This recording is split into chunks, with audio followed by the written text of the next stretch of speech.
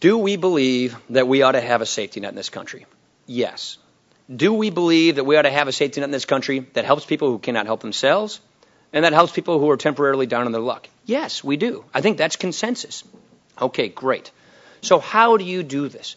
Do we believe that we ought to advance the mission of health and retirement security in America so that these are valuable missions, social insurance strategies created in the 20th century? It's just the way that they were created are going to bankrupt us in the 21st century. But the mission of these insurance strategies are something that most of us agree with. I come from Wisconsin. A lot of these ideas came from Wisconsin to begin with. And so the answer is yes again. And so let's come up with a system that fulfills the mission of health and retirement security for all Americans. But let's do it in a way that pays off our national debt, that keeps our size of government low and limited so that we can maximize prosperity and economic opportunity.